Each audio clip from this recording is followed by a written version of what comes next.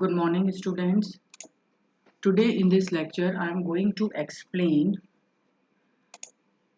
the contractual capacity of parties. Okay, first हमें ये समझना है कि what is the meaning of this word contractual capacity. Okay, so contractual capacity का मतलब ये होता है कि एक पर्सन एक वैलिड कॉन्ट्रैक्ट तभी कर सकता है जबकि उस पार्टी में उस कॉन्ट्रैक्ट को करने की कैपेसिटी क्षमता होनी चाहिए। सी हमारे इंडियन कॉन्ट्रैक्ट एक्ट के सेक्शन 11 में ये एक्सप्लेन किया गया है that every person competent to contract who is of the age of majority according to the law to which he is subject and he is sound mind and is not disqualified from contracting by any law to which he is subject. इस line का मतलब ये है कि हर एक person contract करने की capacity रखता है अगर वो मेजर है, यानी अगर हम हमारी इंडियन लॉज के हिसाब से देखें तो जैसे वो 18 साल से बड़ा है, अगर वो साउंड माइंड पर्सन है यानी स्वस्थ मस्तिष्क वाला पर्सन है and not be disqualified by any law, और उस देश के किसी भी कानून ने उसको कॉन्ट्रैक्ट या कोई भी लीगल काम करने के लिए डिसक्वालिफाइड डिक्लेयर ना किया हो, तो हम कहते हैं कि वो पर्सन कॉन्ट्रैक्ट कर सकता है। Okay, so Indian contract act के सेक्शन 11 में ये डिक्लेयर किया गया है कि these three following persons to be incompetent to enter into a contract, कि 3 तरीके के लोग, माइनर्स जो कि 18 साल से नीचे होते हैं, unsound mind person and disqualified by any law person, अगर ये 3 तरीके के लोग हैं तो ये लोग कॉन्ट्रैक्ट करने की कैपेसिटी नहीं रखते हैं। ओके, ये हमारे को सेक्शन 11 में एक्सप्लेन किया गया है। Now burden of proof, burden of proof का मतलब ये होता है कि एक पर्सन कॉन्ट्रैक्ट करने की कैपेसिटी रखता है या नहीं रखता है, ये उस पर्सन जिसके साथ हुआ है उसी को बर्डन होता है ये प्रूफ करने के लिए, ठीक है ना। Like every person is competent to enter into a contract if a person wants absolve himself of the obligation under a contract on the ground of incompetency। ठीक है, कानून क्या कहता है कि हर एक पर्सन को कॉन्ट्रैक्ट करने की कैपेसिटी होती है। ठीक है, अब अगर कोई ऐसा पर्सन है जो कि कॉन्ट्रैक्ट करने की कैपेसिटी नहीं रखता है तो वो प्रूफ भी उसी को करना होगा। ठीक है, अब मैं आपको ये 3 पॉइंट्स एक्सप्लेन कर रही हूँ, minor, unsound mind and disqualified person. See सबसे पहला है माइनर। ठीक है, minor, a minor is a person who has not completed 18 years of the age। हमारे इंडियन लॉ के हिसाब से या इंडियन मेजॉरिटी एक्ट के हिसाब से माइनर वो पर्सन होता है जिसने की 18 साल तक की उम्र कंप्लीट नहीं की गई है, but where a guardian of a minors person और property has been appointed under the guardian act और where the superintendence to a minor's property is by court of what the person attained majority after 21 years of age। इसमें भी एक ये law है कि अगर minor की कोई प्रॉपर्टी है जिसके लिए कोई गार्जियन अपॉइंट किया गया है, ठीक है, तो उस कंडीशन में वो माइनर जब 21 साल कंप्लीट कर लेगा तब वो अपनी मेजर कंडीशन में माना जाता है। ओके, सो अगर हम बात करें कि क्या माइनर कोई कॉन्ट्रैक्ट कर सकता है, तो being a minor and such not being competent to a contract can not be called a disadvantage. आप ये कह सकते हो कि चूंकि एक माइनर कोई कॉन्ट्रैक्ट नहीं कर सकता है तो आप उसको इसका डिसएडवांटेज नहीं कह सकते हो। ठीक है, It is an advantage that the law provides to protect minors against their own inexperience and possible improper and मतलब unfold। इसका मतलब ये है कि ये तो एक अच्छी बात है कि कोर्ट माइनर्स को प्रोटेक्ट करता है क्योंकि वो 18 साल से कम उम्र के होते हैं और उनको एक्सपीरियंस भी कम होता है। तो कोर्ट उनको प्रोटेक्ट करता है कि उनके साथ कोई फ्रॉड ना हो जाए, कोई गलती ना हो जाए। But a minor is liable to pay out uh, of necessary supply to him or party for necessary supplies to him। लेकिन एक माइनर वो ऑब्वियसली वो है तो ह्यूमन, तो उसको अपनी डेली रूटीन की ज़रूरतें तो चलानी है, तो अपनी जीविका चलाने के लिए, अपनी लाइफ चलाने के लिए उसको जो भी नेसेसरी थिंग्स चाहिए होती है वो उसे जो भी पर्सन प्रोवाइड कराता है, उस पर्सन को उसके बदले में जो भी पेमेंट करना है वो पेमेंट करना माइनर की ड्यूटी है। और to anyone whom he is legally bound to support। ठीक है, तो माइनर कोई कॉन्ट्रैक्ट नहीं कर सकता है, लेकिन अगर माइनर अपनी लाइफ चलाने के लिए जो भी चीजें खरीद रहा है या जो भी चीजें ले रहा है उसके बदले में उसे जो पेमेंट करना है उसके लिए वो लाइबल है, उसको पेमेंट करना पड़ेगा।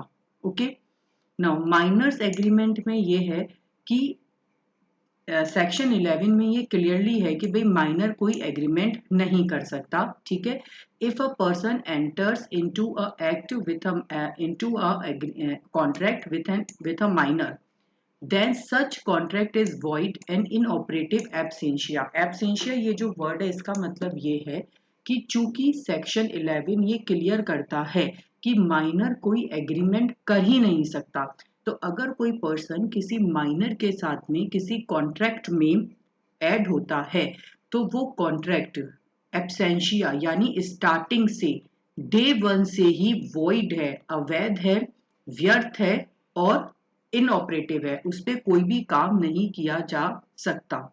Okay, law protects a minor since minors need protection because they have no experience of legal matters. Law उनको ये प्रोटेक्शन देता है कि चूंकि माइनर की एज 18 साल से कम है और उनको एक्सपीरियंस नहीं है, तो इसलिए उनको ये प्रोटेक्शन है कि वो 18 साल की उम्र तक किसी भी कॉन्ट्रैक्ट में ना जाए।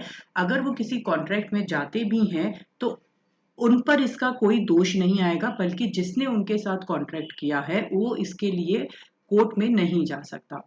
A minor can receive benefit of action but is not bound by any obligation। ठीक है ना, वही चीज जो मैंने अभी आपको एक्सप्लेन की है। ठीक है, लेकिन अगेन यहाँ पर वही बात है कि अगर माइनर ने अपनी नेसेसरी थिंग्स के लिए, या मान लो कि माइनर की शादी हो गई है और उसकी कोई वाइफ है, कोई बच्चे हैं, तो उस अपनी उन जरूरतों के लिए अगर वो अपनी किसी से कोई सामान खरीद रहा है, कोई भी अपना जीवन चलाने के लिए अगर वो कुछ कर रहा है और उसके बदले में किसी को उसे पेमेंट करना है, माइनर को किसी को पेमेंट करना है, तो वो माइनर को करना पड़ेगा। Okay, so the property or liable is paid to necessary required by the minor or his wife। The main purpose of it is to protect the right to those supply these necessary to the minor। But what is important that the minor personally cannot be held liable। It it is his property that is liable, not the minor। इस line का मतलब ये है चूंकि कोई minor की help कर रहा है उसकी लाइफ चलाने के लिए या उसकी वाइफ की, उसके बच्चों की जिंदगी चलाने के लिए। ठीक है, तो उसके बदले में माइनर उसको पैसे देने के लिए लाइबल है, पर माइनर नहीं, माइनर की प्रॉपर्टी उसको पैसे देने के लिए लाइबल है। माइनर पर इसके लिए कोई केस नहीं किया जा सकता, माइनर की प्रॉपर्टी से केस पैसे निकाले जा सकते हैं। सेम ऐसा ही अनसाउंड माइंड पर्सन के साथ भी होता है। अगर कोई पर्सन ऐसा है जो कि अस्वस्थ मस्तिष्क का है, यानी कि जिसका माइंड साउंड नहीं है, तो ये माना जाता है कि चूंकि वो कोई बात समझ ही नहीं सकता तो फिर वो कोई कॉन्ट्रैक्ट नहीं कर सकता है। तो ऐसे पर्सन के साथ भी अगर कोई कॉन्ट्रैक्ट किया जाता है तो वो वॉइड होता है। A person is said to be sound mind for the purpose of making a contract if at he makes he is capable understanding terminating means. हमें ये समझना पड़ेगा कि एक पर्सन अगर साउंड माइंड का है तभी तो वो बिजनेस प्रपोजल्स को समझ पाएगा, किसी बात को समझ पाएगा। अगर वो साउंड माइंड का है ही नहीं तो वो कैपेसिटी रखता ही नहीं है कि वो कोई कॉन्ट्रैक्ट कर सके। Okay, that a person who is usually of unsound mind but occasionally of sound mind may make a contract when he is sound mind. On the other hand, a person who is usually sound mind but sometimes unsound mind may cannot make the contract when he is unsound mind। इसमें ये मतलब है कि कभी कभी क्या होता है कि कुछ लोग ऐसे होते हैं जिनकी मेंटल कंडीशन ऐसी होती है कि वो कभी अनसाउंड माइंड के हो जाते हैं, कभी साउंड के। तो जब वो साउंड माइंड के हैं तब वो कॉन्ट्रैक्ट कर सकते हैं। ठीक है, ऐसे कॉन्ट्रोडिक्टरी है कि ठीक मतलब पर्सन की मेंटल कंडीशन अगर साउंड है तो वो कॉन्ट्रैक्ट कर सकता है, अगर अनसाउंड है तो वो कॉन्ट्रैक्ट नहीं कर सकता है। ठीक है,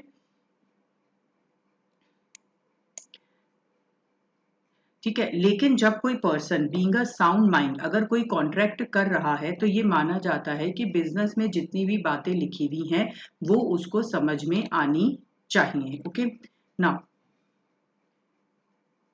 if a person is incapable of both he is unsound, जैसे ये कि भी उसको बिजनेस की बातें समझ में आनी चाहिए, वो खुद जजमेंट ले सकता हो, तो वो साउंड माइंड का है, वो कॉन्ट्रैक्ट कर सकता है। ठीक है, अगर ऐसा नहीं है कि उसको ये दो बातें समझ में नहीं आ रही हैं तो वो अनसाउंड माइंड का है।